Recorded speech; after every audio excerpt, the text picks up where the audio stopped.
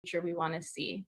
At the very top of the hour, so to speak, we'll be presenting some of the overall findings and the things that are coming out of the research across teams. We have, over 9 teams that are currently engaged in the work, collecting data, doing analysis, doing community meetings, doing storytelling, meeting with elders and youth and just, people in between, and several languages. So it's a very exciting research project, and we are also at the same time working to inform the 2021 City Council budget in Seattle. It is a lot of moving parts, and we'll be talking about some key takeaways there. So let's get started. One of the top priorities for the City Council budget that is coming up across community groups is the need for a holistic crisis response. What I want people to really understand is community wants a response that is more than just the crisis. We want more than just people's worst moment. We want a response that is really, that looks and feels and loves like us and cares for each other like us. And so that means being proactive in terms of taking care of each other, being able to provide for people's basic needs, being able to provide for people's emotional, behavioral, spiritual, community, relational needs, as well as a response that looks at when you are in crisis, what is something that's actually helpful? What we know is that right now the status quo is someone with a gun often shows up, and that is rarely ever helpful. It is more often harmful, and unfortunately people lose their lives. People are murdered, actually, to be more explicit. It's not like their lives just like slip from their bodies. And so what we really want to see is a stronger neighborhood-based response that is Black-led, that is based on our advocacy, that is also based on Black self-determination, and that community members are meeting and interviewing and creating not just a dialogue, but concrete plans to move us in that direction. What we know is that people closest to the issues are closest to the solutions. And so building a holistic crisis response that is rooted in equity is absolutely essential for having a crisis response that works for everybody. So that's the first takeaway from the research so far as it pertains to the 2021 budget. And Imani Danish will be going into more details of what that process looks like so far. The second major piece of research findings related to the 2021 City Council budget is a real push for mutual aid hubs. So right now we are in the depths of an increasing COVID-19 crisis. Just yesterday, we heard new restrictions be put in place in an effort to keep all of us safer and healthier and alive during this virus that is growing and spreading throughout our communities. One of the big things that we are seeing is a need for more mutual aid and support. Again, more local neighborhood-based responses that are distributed to meet people where they're at, to be able to provide for their needs. Okay, so one of the big things that we're looking at is how to create a resource delivery model that is able to get people the testing, the food, the resources, including internet and what do we call it? Computers and other technical supports that you need to survive and thrive in COVID-19, as well as just community care items, medicine supports, etc. Now, while this doesn't mean that every single neighborhood gets its own hub, it does mean that we are looking at building and fortifying existing support networks to be able to, again, deliver materials where they need to be and really grow our ability to take care of each other while operating within COVID-19 realities that we find ourselves in. The third piece of research findings that I want to share with people today is that we are doing a broad literature review and secondary analysis related to digital redlining. Digital redlining is an important topic because right now, in order to go to school, in order to work remotely, in order to stay safe and stay home as long as possible, you need the internet. And Black people are less likely to have access to high-speed internet. Often we're more likely to use our phones in order to access the internet, and we're more likely to have slower internet speeds. The latest data that I've seen for Seattle is that we have over 8,000 students who don't have access to high-speed internet at home and therefore are locked out of access to the education that they deserve. We also know that many people are locked into jobs that place them in direct contact with people, increasing their COVID-19 exposure risk. It's absolutely mission critical that we are able to expand internet access for Black community members, as well as making it something that is available for people city and county wide. One of the things that the research is calling for is the development of the Seattle Equitable Internet Initiative. This would be based on a Detroit model, and we're currently, sorry, I lost my place. The Detroit model is designed by brilliant Black people. It is all about hiring and training digital stewards to be able to support increasing not just internet access, but digital literacy and technical skills so that people can really create a stronger neighborhoods through community organizing, participation, collaboration, and resiliency. So it's all about thinking about who are the people farthest from educational and economic justice and putting them at the center of decision making.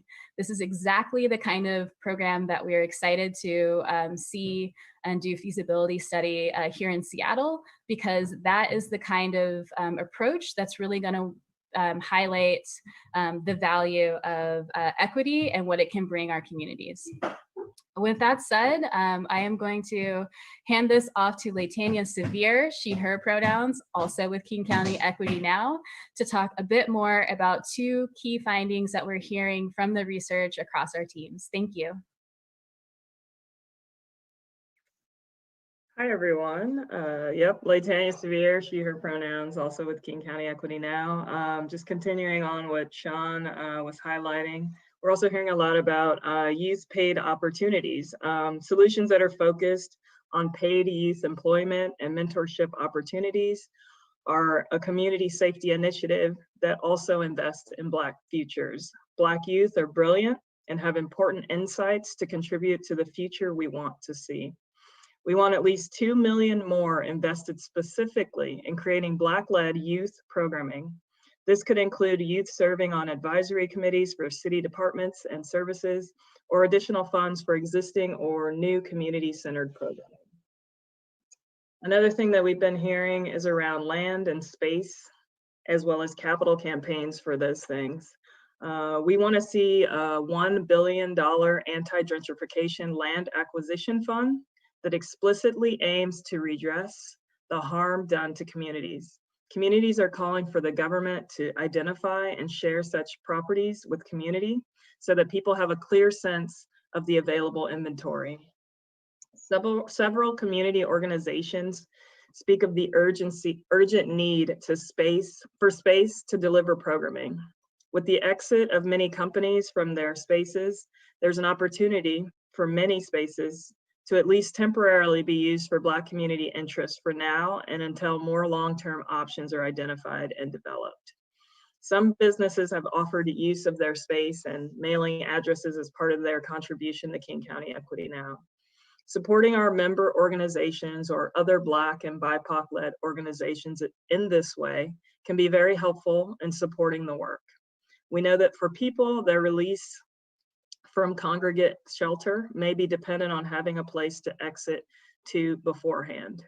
If you have extra space, housing, or land, please email info@kingcountyequitynow.com and provide that information. We would love to figure out the best way to collaborate with you. And with that said, I'm gonna go ahead and get us started on our community researchers reporting out on what they've been working on. Our first speaker will be Akia, who's with Sacred Community Connections. Hello, everybody. I am Akia. I'm with Sacred Community Connections, and we have so many exciting things to tell you all about. The first thing is we have been working very hard alongside of the community crisis response team to think about how we show up for our communities when we are in crisis, how we show up, period. So we are launching a new digital campaign, a hashtag First Responders Tap In. We're going to use this to share our stories, rethink about who is a first responder. For a lot of us, our first responders when we're in crisis can be community members, our crisis hotlines, our doulas, our healers in our community, the grassroots efforts of those that are closest to us and look like us as well. And we need to be highlighting those folks and showing that community has been responding to crisis and supporting our folks since before we could even document it on paper. Please feel free to look up that hashtag First Responders Tap In. We will be launching a instruction video and just putting a little bit more information about Sacred Community Connections in there as well. My dog's trying to say hey, so we're going to move on to the next thing. We are also raising money for a Gratefulness Day feed. We're trying to meet the needs of folks who are living without homes, folks who inject, and folks who are participating in the street economy and sex trade, because a lot of us just don't have families and don't have access to a feel-good meal, a meal that was made with love, something warm, and a lot of the feeds have shut down for these communities since COVID. So please go to our Facebook. It is Sacred Community Connections on Facebook. We have all the ways that you can support us, our GoFundMe's on there. We'll post our hashtag First Responders Tap In video on there. And feel free to just follow us and stay more updated. And there is more Black Brilliance coming up for y'all. Thanks for listening. Thank you, Akia. Always appreciate you. Next up, we have Amir coming to us from East African Community Services. Peace and blessings to everyone. Again, my name is Amir Noir, he, him pronouns, and I have the honor of serving the East African community at East African Community Services. There's just a lot that we have going on, and when I think about our work, I think about the deference that is expected in our community for people who serve, and so we like to look at our work first and foremost through the lens of a healthy submissiveness and deference and love of community. And so we formally start our conversations, all conversations from the boardroom to our staff meetings as well, with the language of like, what is it to center the people that we serve? What is it really to prioritize, not those of us who are education privileged in the room, but to really find the most marginalized folk within the East African community and listen to what they have to say. So we firmly hold as an entire organization that East African young people, adults, seniors, and elders are the subject matter experts for their own humanity. This very sacred impulse guides everything that we do. And so as we think about our participation in the Black Brilliance Research Project, we think about the research coming out of our organization. We have heard from our young people, and they are telling us very loudly that they want more safe, culturally authentic spaces for them to be unapologetically Black, unapologetically immigrant, unapologetically Muslim, unapologetically Christian. We have all of that in our communities. We're hearing young people saying they want more opportunities to be mentored by people who look like them. We're hearing young people saying they want more opportunities to get together in safe spaces where they don't have to compete with each other. From the parents, the parents are echoing what we've been screaming as Black people for quite some time about disproportionality and about lack of access to resources. When we're hearing our families saying more housing, stable housing. We're hearing our families saying food justice. We're hearing our families saying, again, more spaces for youth, Black youth to be nurtured and to develop, to be nurtured by other Black people who look just like them, who are accomplished and successful. More spaces that intervene into the carceral sphere and to help create the environments where some of our young people who have made mistakes can make their own, chart their own path forward. And another thing that really just has to be hit home again is like the audacity to have conversations about evicting people in a pandemic as if our families cannot pay their rent of their own efforts. You know, government regulations and policies dictate that we cannot work. And so if you can't work, you can't pay rent. And so we want to just reiterate again, we need to have rent forgiveness. We need to have mortgage forgiveness because it is an absolute tragedy. It is not the people's fault. As I close, we have an expression here at EACS, and it is that we are family always. We are family always, and we will do whatever it takes to be a part of the solution. If you want to help us, you can visit us online at eastafricancs.org. You can find us on Facebook, and you can donate. We have an upcoming Giving Tuesday campaign that allows you to put your money where your mouth is. If you want to be down with our cause, support our families by way of housing justice and food justice. You can find us on our socials, again, at East African Community Services. If you want to volunteer your time or your brain, your genius, your Black joy, all of that, you can find us on our socials. Thank you so much.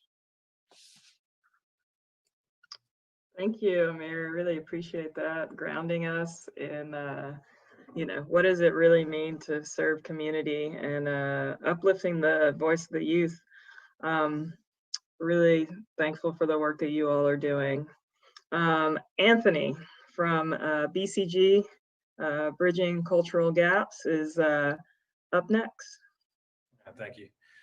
So Bridging Cultural Gaps in our partnership with KCEN, King County Equity Now, we look at our approach is giving voice to our community, because it's impossible when you have so many people being affected in the community for everybody to have an individualized voice that gets out and is be able to reach those who can make the differences through the policies that they set out. So we seek to really diversify the voice by speaking to both male and female elders, by speaking to the youth, and by speaking to all in between. So far, we've gathered hundreds upon hundreds of surveys. We've reached out through our barbershop discussions because you can touch so many people there. And one of the things that we're hearing is there's a lot of concern, especially with the pandemic, like the brother Amir was just saying. There's a lot of concerns when a lot of the businesses that are being shut down, that people can't go to work. These are our community. When you have small business owners and they're feeding their families and they're paying their mortgages and they're paying their rent and they're helping their community, these are the people who can't go to work for the next 30 days, or it's minimized what they can do for the next 30 days. And they're facing eviction at the end of December. So right now we're working on story mapping, which covers for anybody. Story mapping is really capturing the stories of the people. It's capturing the stories of the people across the greater Seattle area and bringing those stories to light. So these are one of the things that we're currently hard at work with. One of the things that BCG is looking forward to. We learn by speaking with our community that the feedback we get is a lot of times words mean a lot. Like, words can scare people. So we've been trying to explain when people are scared of the word defund the police, so we say, hey, we'll divest and invest. So we explain to them just by using different words. So when people are talking about their fears around changing the 911 system, because we're taught since kindergarten in this country to if things happen in a certain way. So it's all about educating the public, educating our people that we want to reform the system to where it's not being controlled by people who don't understand us, by people who don't care about us, but people who aren't invested in our communities and in our people and what's happening to our people, and our people are being victimized. But instead, to change it to a system that's actually going to be a service, be a help, and be a benefit to the people, so that they can feel safe and they can feel reassured that the people behind it, the people working those jobs and the people volunteering in those positions are the ones who are really going to care about us, that we're really going to care about our interests, our people, our lives, and that we can have a better future moving forward. Fantastic. Thank you, Anthony.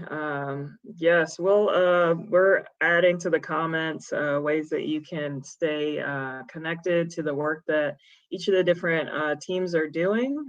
Please check in and support the work that they're doing, ask questions, fill out surveys that they're putting out, and just, be a part of the community research that's going on throughout the county.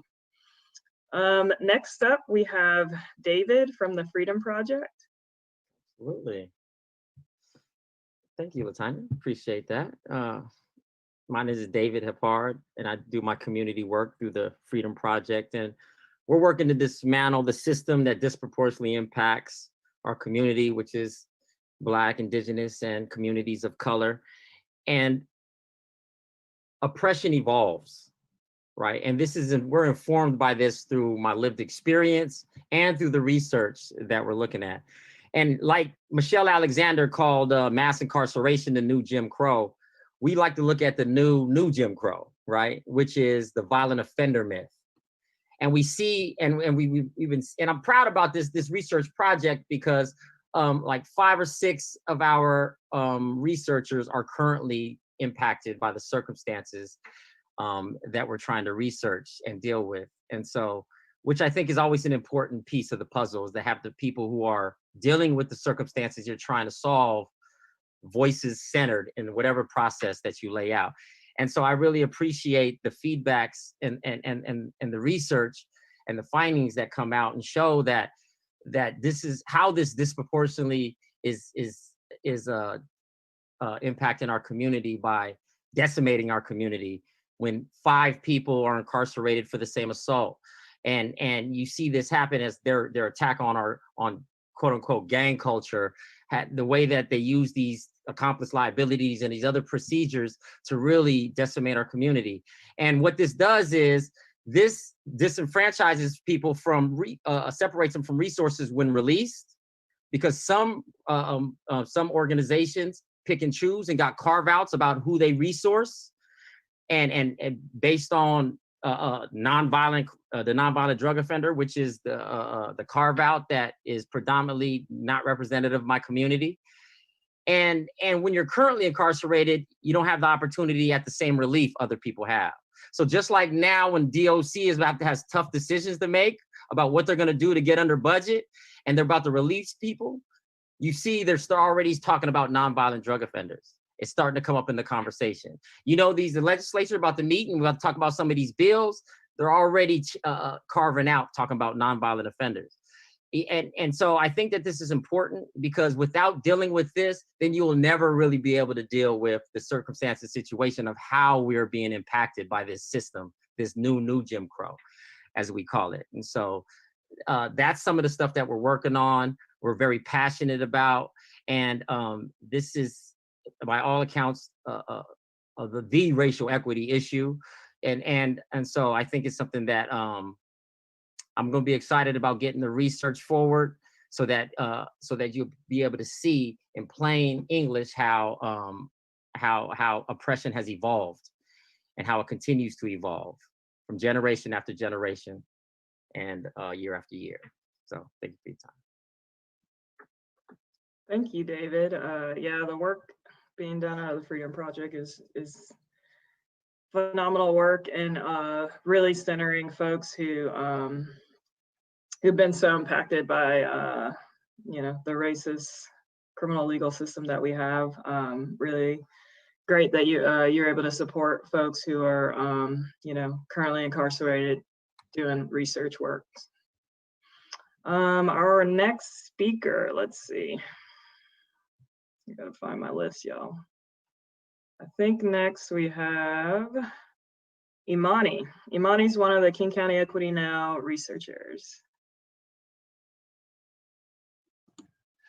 Yes, good afternoon. My name is Imani Dinish of the King County Equity Now research team. And as was briefly alluded to by Sean Glaze, I'm working on the community-led response system led by Black and BIPOC communities as an alternative response to 911. So based on our lived experiences and our survey collected data, in addition to community discussion, we found that the 911 emergency response system has been witnessed to be lacking of the tools to address the current and historically proven factors that undermine and threaten the broader public health and safety of the Seattle metropolitan area. So while we, commend and recognize people who we now generally see as first responders for risking their life and limb to address the physical needs of those who are in the unfortunate position in most cases to call 911 because a lot of times that's the worst day of their life. We are looking at the factors that surround the event and the life conditions that do so, that trigger those calls. And those factors are included but not limited to the catastrophic failure of bodily health systems and functions caused by harmful living conditions and their respective cumulative effects, the absence of conflict resolution or violence interruption specialists with lived experience who reflect the race and gender and culture of the population that is most impacted by systemic and socioeconomic oppression.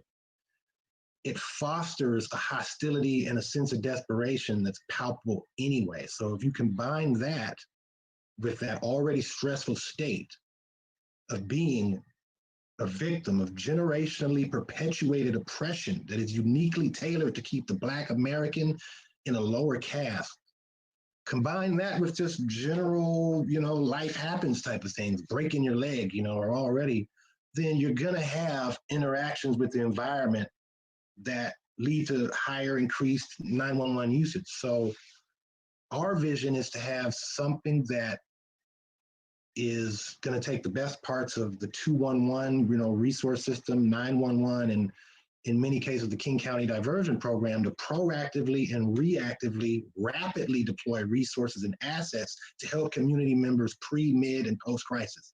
So those are the three phases. Some of them, but not limited to, like pre-911 call, we would have community outreach via patrol or canvassing by staff and volunteers equipped with harm reduction knowledge and material assets to provide, temporary housing or relocation funds to members who are either living in places that are not deemed habitable or are in a housing instability type of mode. And also, we would have print media and TV and radio and social media advertise our personal crisis triage centers is what we're calling them, where community members will be able to drop in and engage staff that are trained with active listening skills and versed in the creation and implementation of collaborative harm reduction, quality of life improvement plans. So we would love to have our medical, psychiatric, and psychological professionals assess clients at varying degrees. And then our second phase is the emergency response or 911 call initiated services, meaning if in the event 911 is contacted and emergency personnel are dispatched, our team would simultaneously or shortly thereafter be notified of the call's nature and deploy in lieu of or with your general known fire medical SPD to make ourselves valuable as mediators or arbitrators or intelligence gatherers, witness interviewers, but our lens will be on healing and harm reduction and de-escalation and community building and nurturing and community sharing of our stories and having that type of engagement. And then post 911, or what I call phase 3, would be the emergency crisis or follow-up. Our team, as needed or upon request, would invite our community members who did utilize 911 to be case managed, advocated for, and subsidized to improve the living conditions that created the space or the opportunity for their generally normal life to be interrupted by the crisis or tragedy. So also in post-care in our physical location, which goes straight to what Latanya was talking about in one of our new buildings we're hoping to get, we would have life skills classes and workshops, spiritual advising, physical therapy, holistic healing, self-care teach-ins, town hall meetings, case management, database management would be involved in that, especially database management, because we'd be dealing with people who are now in a very vulnerable state. So we would hold their personal data and information in high regard and with sanctity by well-trained staff whose hearts are in the right place, and that's the key, because we have to heal the healers, and we would support our staff and volunteers robustly, with the HR program in that regard. So that's where we're at. We're going to be Black-led. We are in talks with several groups and going to be sending out an invitation, if you will, to invite organizations that are working in one or two of these phases, maybe all three, and see where they fit in and where we can help them scale up to be able to hit the ground running, hopefully within the coming year. So thank you all for our time, and that's that. Thank you, Imani. Yeah, there's been a lot of work and that's been being done in those meetings that y'all have been having, and bringing in as many voices as possible so that we can kind of see the landscape of the work, and just building that out for the future that we want to see. Thank you for that. Next up, I have Scarlett, who's with the Black Trans Task Force. You're up. Oh, I'm actually here with a Black Trans Prayer Book. Hi. Oh, my bad. Great. I also work with the Black Trans Task Force. I'm Scarlett. I use she, her, or they, them pronouns. So it's Trans Awareness Week. So we want to acknowledge that there is not Black liberation without Black trans people, without Black non-binary people, and without Black intersex people. We want to be clear that addressing violence against Black trans people means honoring our needs for housing, for competent healthcare by individuals who see our Blackness and our transness not as add-ons, but as normalcy. It means addressing our financial needs as a community where it's normal for us to make less than $10,000 a year. It means honoring the work, lives, and legacy of Black trans people that are in the city today, and that have been here for decades. And I want to say also in honor of upcoming Trans Day of Remembrance, the work that has been done by our ancestors in trans spirit, and also honoring the work of youth who will be doing the work where we leave it off. At the Black Trans Prayer Book, we have been working against religious violence, as we see that as the root of the state, interpersonal and institutional violence that Black trans people face. However, violence against us is not our job to fix. That's the job of cisgender folks and the institutions that prioritize them over trans and non-binary counterparts, and doing that work ongoing. Thank you. Thank you, Scarlett. Is there any, what would be the best way for people to connect with the Black Trans Prayer Book? Is it via Yeah, website? so we have Instagram at the Black Trans Prayer Book. You can also go to the blacktransprayerbook.org for updates and to order the book itself. Awesome. Buy the book. Yes. We'll put that information in the comments. Thank you. I appreciate your update and lifting up Trans Remembrance Week. Next up, we have Enye representing Wanawari. Hello, everybody. Yes, my name is Enye Wokoma, and I'm here representing Wanawari. So Wanawari is a Center for Black Art, Social Connection, Community Stories, and Organizing in the Central District. We started our project as a cohort of artists to use art to fight displacement in the Central District and re-anchor Black cultural spaces. So the way that we're doing this work, one is we're transforming Black-owned homes into vibrant cultural spaces, and using that both as an economic model for what's possible for Black homeowners to survive the affordability crisis, but also to create new opportunities for Black cultural workers to create, present, and connect with the communities in our traditional community. And so we see that there's an opportunity between Black homeowners who have managed to hold on to their homes, but also at times are resource strapped, but land rich, which means they have more space than they're actually using, but not enough resources to actually maintain the space, do the upkeep, and pay property taxes, to partner with cultural workers to create projects like Wanawari that bring together, the opportunity and the need to create solutions.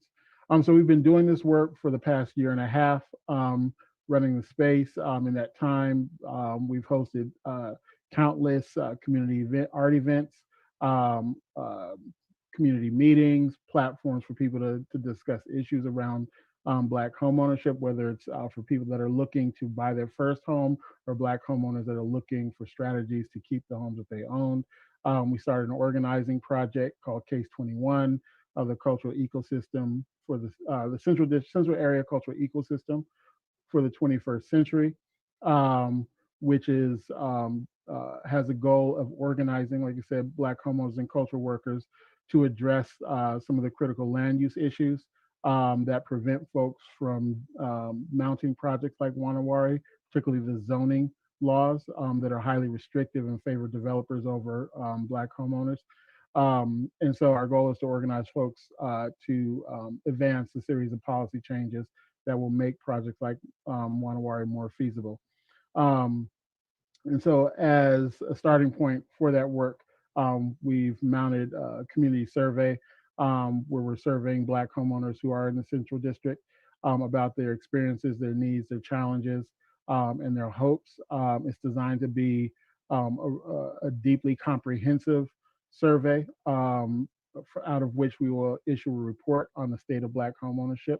We're also doing an additional survey of Black cultural workers, which is inclusive of working artists in all genres and arts administrators, so people who either run arts organizations, small Black arts or coalitions, or people who are in sort of a support role in the cultural community, whether those be arts managers or promoters or other folks who are involved in making sure that our cultural ecosystem is vibrant. So our survey is designed to just to assess what people's real needs are and use that as a leveraging point as we begin to advance very specific policy proposals. And so our work up to this date has been designing our survey tool. And we're at the point now we've recruited our survey team and we're getting them trained. And so we'll be mounting our survey effort in the next 6 weeks, possibly sooner. But I tend to be a little bit more liberal with the timeline given how things are with COVID. But our goal is to get the project mounted to have people start taking the survey before the end of the year. So that's critical because Wanawari serves as a demonstration model for what it is that we know is possible in our community. What we did is we took a home that's been in my family since 1950, and we transformed it into a community space that we call Wanawari. In doing so, we ran up against a lot of these structural issues that we are organizing to address and change, namely, first and foremost, the zoning issue, but also issues around building codes, issues around funding and financing, renovations and construction projects in neighborhoods. And so that's where we are. That's what the work that we're doing. We understand that, as someone mentioned before, one of the cornerstones of community health is housing security. And so we know that while there's all this conversation around affordable housing for Black folks in this city, there's no more affordable housing than the homes that we already own. So we have to keep homeownership at the center of our thinking and strategy around our affordable housing conversations. And so anchoring folks who still own their homes is the first step, and then using that as a platform to create opportunities for more folks to buy back into the CD and own homes here in the city is the next stage of that. And so that's the work that we're doing with Wanawari, demonstrating what's possible. And so the other thing we have going on now is that we're raising funds to actually buy the home that we're in. Currently, it's an estate-owned home, which means that it belongs to my grandparents. My grandfather passed in 2010. My grandmother survived him. She just passed earlier this year, which means the property is going into probate. which means that everything has to be liquidated and distributed to the heirs. Our goal is not to lose the house from the community in this process. And so we are raising money to buy the property and make sure, one, that the family members who are the heirs are made whole, but also the community is made whole in the process. And so that's our goal. That's the range of our work. I invite y'all to go check out our website at wanawari.org. You can get a sense of the work that we've been doing over the past year and a half. Check out our social media platforms on Facebook. Just look us up under Wanawari or Wanawari Seattle, both on Facebook and Instagram. You'll get a sense of the work that we're doing. So I think that pretty sums it up. I tried to keep it pretty quick. Thank you so much. And yeah, I'm way too close to my camera. There we go. Sorry, y'all. And so we're about to shift to the Q&A, but I would just want to highlight some of the key things that we want to make sure just kind of frame up this conversation. Enya with Wanawari just kind of summed up the end part of our presentations. So one thing is, one of the big questions is, what do we want to see in the 2021 City Council budget? We believe the budget needs to reflect Black leadership, Black expertise, Black experience. And we don't want to be really focused on things that distract from that, that undermine that move us away from that. And one of the things that a lot of us are talking about in terms of what we're hearing from community, we have been presenting our findings, what we're learning for weeks. Black people want a budget that reflects our priorities in terms of housing, in terms of mental health, in terms of a robust crisis and wellness response. We want space. We want to address barriers to things like internet and childcare and transportation and PPE, accessibility and language access. Basically, we want to create a world where we can really thrive, and anything short of that is reflective of a government that doesn't value the demands of the summer, the demands of our youth who've been marching every single day since this all kicked off for a lot of people, and this work that has been going on for decades prior. We want a city that invests more money in these things than it does in policing, that it does in incarcerating people. We demand a new normal that's rooted in equity. And so a big part of what you've been hearing are many of the specific ways that community has been sharing insights. We have over 100 researchers who are connected to this work, and we're all adamant that we need to move with urgency now to create a world that is safe, healthy, and where we can all thrive. You've heard from some of the individual researchers today using their own voices, and press has been sending us questions to hear a little bit more detail about some of the key questions. The way that we'll do this is I will be reading out the questions, and then there's some that I'll pass off to people to answer. And for the most part, I will be working to just kind of direct the camera to the right person. The very first question at the top of the docket is about the City Council budget. It's a question that I will copy paste into the comments. It's from David Croman. I hope I am pronouncing your name correctly. And the question reads, it looks like the council is not going to cut 50% of SPD this year, likely closer to 20%. Can you or someone speak to that? Is that progress in your view? Thank you. I think one of the important things to know is our demands have not wavered. We're still looking at 50% at least divestment, because that is what is really important to do to start to right the ship away from decades of unchecked growth of our police department's budget. The 20% amount is something that is currently being discussed, but it is not final until the votes are in. We do believe that there are places where there can be more cuts made, and we are advocating for essentially a hiring freeze by taking $9 to $10 million aside out of that budget so they cannot hire new police officers.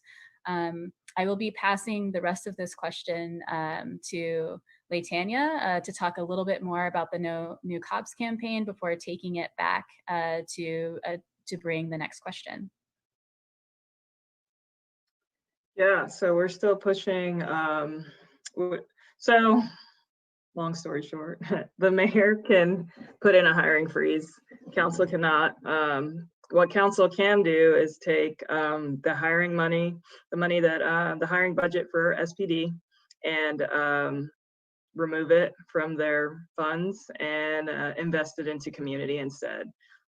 There's about $9 or $10 million that's being set aside for the hiring of, I believe, 114 police officers, and that money can be better spent by, you know, by using it to put into community resources, community programming, school nurses. There are a variety of more useful public safety focused areas that those funds can be placed. And I think it's important that council take the necessary steps to stop the growth of the Seattle Police Department personnel. And this is a great opportunity to do that. And so we have our No New Cops campaign, which we have the link will be dropped in the Facebook comments. We ask that you continue to write council members and let them know that we do not want more cops. We do not need another 114 of them. They have the power to remove those funds from their budget and place it into community instead. Thanks, Latanya. The next question is from Amy from KUOW. It asks, are you hopeful of seeing amendments to the Seattle budget this week that incorporate the concerns Latanya just mentioned? And what's the perspective of your coalition on the role of the mayor's task force? How will their process interact with your work? Thanks. So trying to remember which amendments that Latanya mentioned. I will actually pass it to Latanya for the second question. There are a lot of amendments that we're following that look good. I would say that one of the important things to really hold up is that the demands that are connected to the solidarity budget, the amendments that are connected to increasing opportunities for, especially economic opportunities for our community, is really important. Youth investments are important, and that has come across different community organizations, across different neighborhoods. We really, with schools being out and with COVID-19 being, here for the foreseeable future, we know that being able to support our young people is critical. So those things are absolutely important, and we're looking forward to see what other movement in those areas when possible. Latanya, I'll actually pass this to you to talk a bit about the role of the task force and how and just what your response to that question would be. Thank you. Sure, thank you. Yeah, so we believe the budget, as Sean mentioned before, we believe the budget needs to reflect Black leadership, Black expertise, Black experience. We don't want a task force that is picked by wealthy white people. We understand that some people might be serving in such roles, not by their own choice, but at the behest of others. We continue to invite the task force to learn more about the community process that's already underway, and to attend these teach-ins that we do weekly when we don't have a press conference like today, and we have community office hours to learn more. There's a variety of ways to get a hold of us, to have a conversation about getting involved in the community process. However, in a world where a task force continues to exist, we call in such a task force to put their recommendations through the community process, adding strength to community voice and rejecting the status quo that pits us against each other. Thank you. I'm just trying to line up the attributions here. Our next question is going to be from Erica Barnett. I'm going to put it in the chat.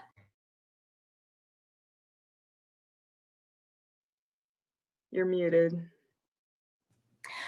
Thank you. That was only slightly embarrassing. Hello, everyone. The next question is going to be from Erica Barnett. It reads, can one of the speakers provide more details about the proposal of a $1 billion land acquisition fund Would that come out of city funding or through a future tax measure? And can you provide more details about what land purchase through this fund would be used for? So I will say your first question, which is just about the source of the funding, we will continue to have conversations with community about what specific revenue streams matter most to them. I think what I'm hearing from communities so far and seeing reflected in our surveys, which again, we have over 1,000 people through just one of our surveys, but we have several other surveys where we've been talking to community about what they want, what they need, what they want to see. We've had community conversations, we've had interviews, we've had just a lot of data collection. And one of the consistent things is the need for space, is the need for land, is the need for a place to exist and grow and just build support for each other. And so while community is not currently, advocating that it come from one particular revenue stream or another, we are clearly advocating for it happening and for it happening now at a timeline where we can actually see and engage with it.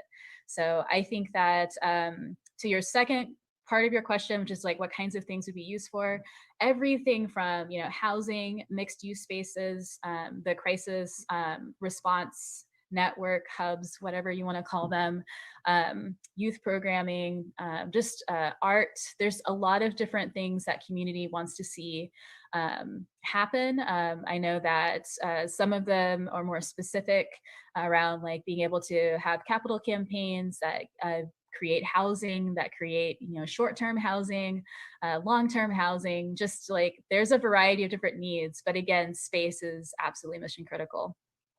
I'm going to pass the next question, actually a piece of this question to Enye from Wanawari to speak just for a couple of seconds about what a campaign like this or an investment like this would look like for Wanawari and for the communities that connected to it.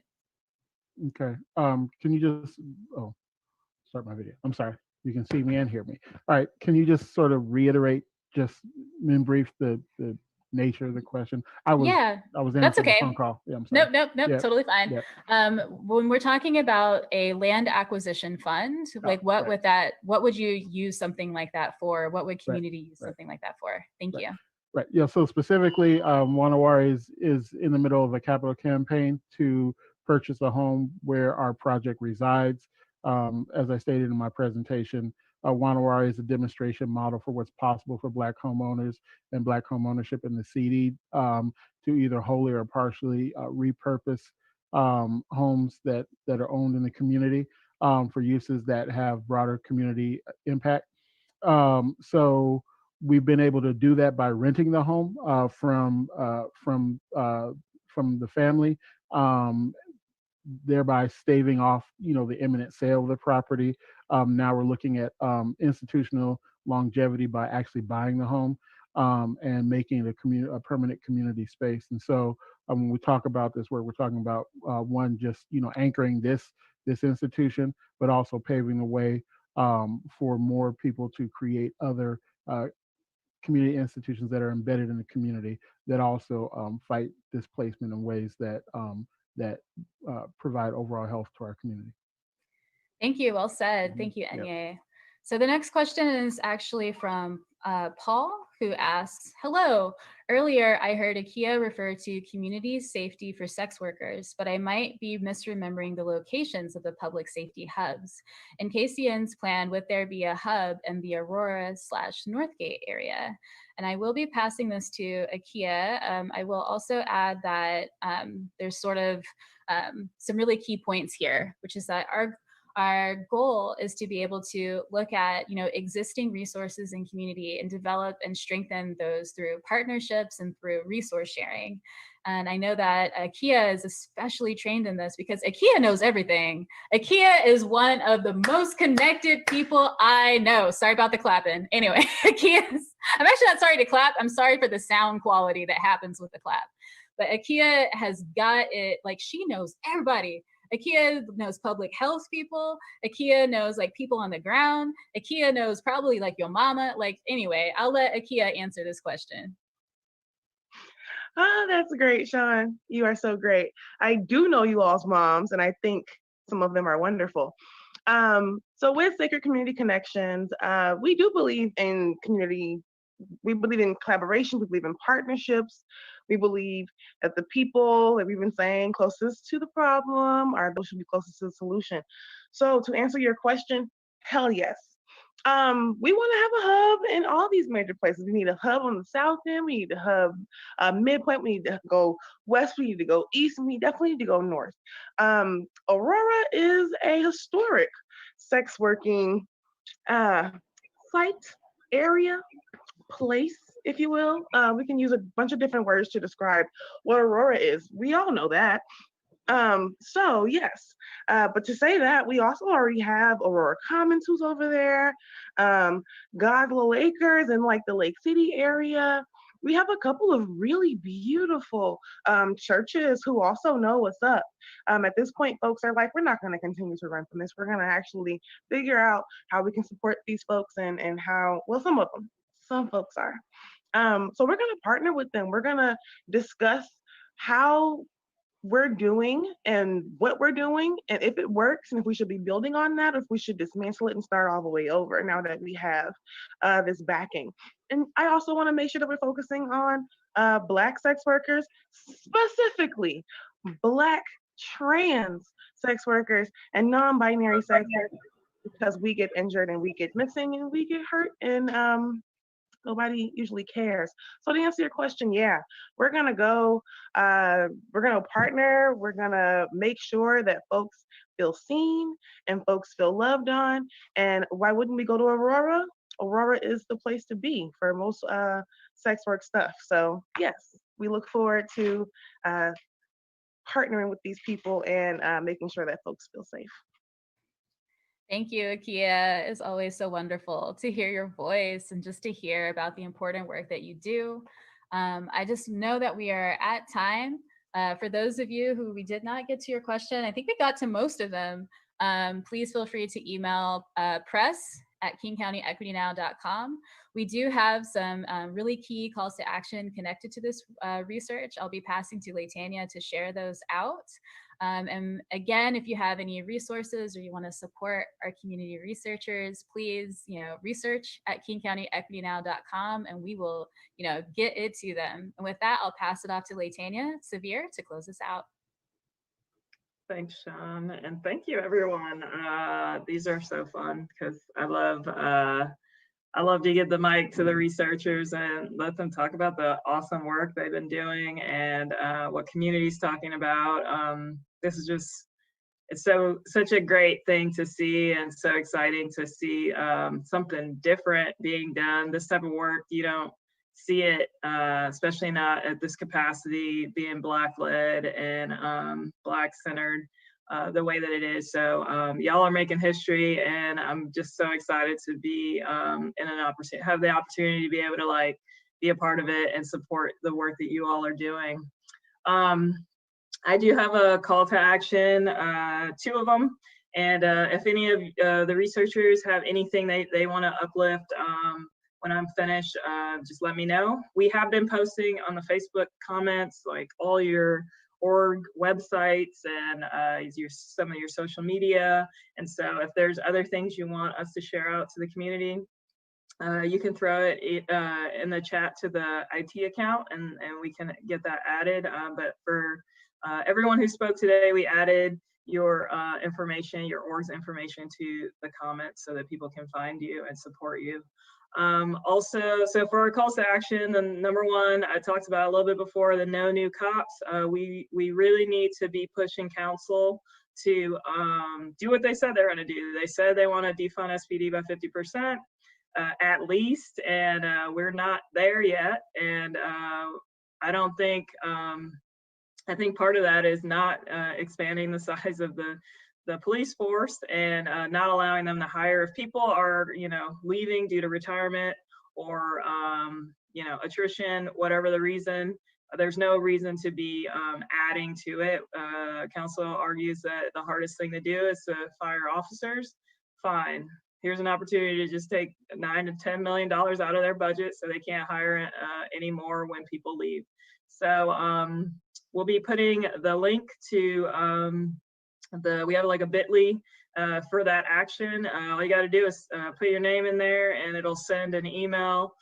You can edit the email if you want, but basically it's telling council to basically take that money out of SPD's budget and put it into community for community solutions and alternatives to policing. The other thing is, you know, it's a big week for the budget. We have public comment will be on Wednesday and Thursday. There's votes around amendments. So we'll be, we're putting together as you speak. I mean, I'm not doing it right now, but as soon as I get off this call, I'll be right back at it. We're putting together a kit for everyone so that you have the information, some social media stuff, public comment information, emails out. There's several things that you can do to be involved. You know, the governor just shut things down. So I think people will be back in their homes like we were earlier in COVID. And while that may not align very well with what you want to be doing, you will be at your computer and you can do a whole lot of stuff to help support this campaign. And so the Solidarity Budget will be putting out some information tonight or early tomorrow. You'll see it on King County Equity Now, DCRIM, 350 Seattle, the Transit Riders Union, as well as Got Green, and some other orgs that are involved with the Solidarity Budget. We'll be all posting out that information so people can know what they need to do this week to help push the Solidarity Budget and making sure that money's being put into the community where community needs it most. That's all I have at this point. Anyone else want to add anything? Now's your chance. Everyone's like, it's time to go. All right, cool. Well, thank you everyone who showed up. Thank you press for stopping by, asking some good questions. Really always appreciate our community researchers. You all are doing the work and you're talking to community and you're making space for them in a way that, you know, we don't usually get to have. And so it's just a great opportunity for everyone in throughout Seattle and King County to be a part of something really meaningful and really important for our community. So I'm just excited to be with you all. I guess that's it. I think we can call it. Until next time, we'll be back next Monday, same time. Thank you.